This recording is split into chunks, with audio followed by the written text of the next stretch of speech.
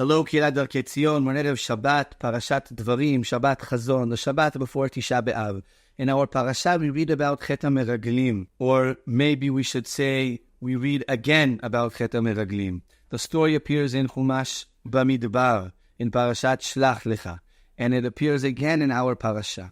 And this event is one of the events that occurred, according to Chazal, on Tisha B'Av. And when we look at the story, the way it appears in our Parashat and the way it appears in Bamidbar, there are many, many differences.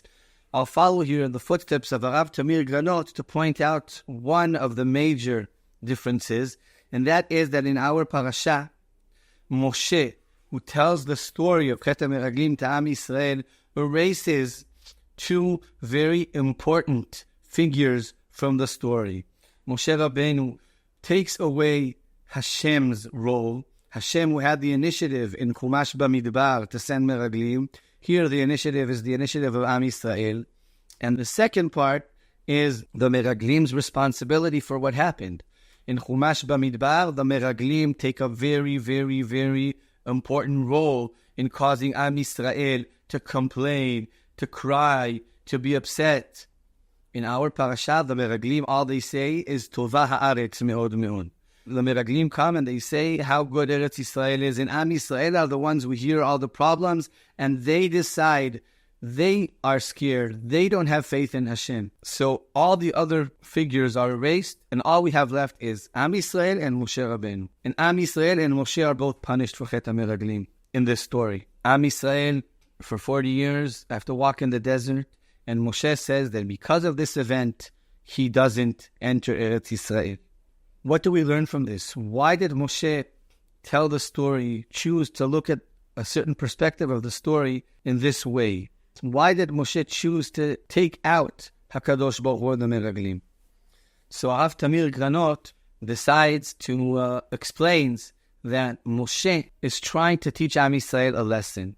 If you add in HaKadosh Baruch Hu, the Meraglim, to the story, so what the story tells us, it's their fault. Yes, there was a sin. Yes, we shouldn't have listened. But it's really all because of them. It was Hashem's idea. It was the Meraglim who scared us, and we just followed them. But it was not our responsibility in a full way. When Moshe takes them out, it's all Am Yisrael. It's Am Yisrael and Moshe. Moshe who agreed to this idea and didn't realize and didn't see how problematic it could turn out to be.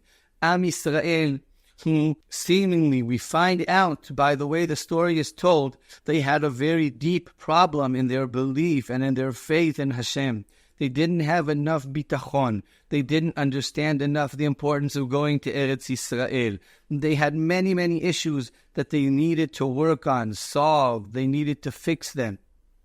And that is the major aspect. When you look back in retrospect at a story, you can always look back and say, well, it was them. It was them who caused me to do something. It was their responsibility. My mistake was that I just followed them. And you can tell the story in a way where you look back in introspect and you understand your personal responsibility, your personal role. In one way, that's more painful. On the other hand, this gives us control, gives us power to fix, to grow.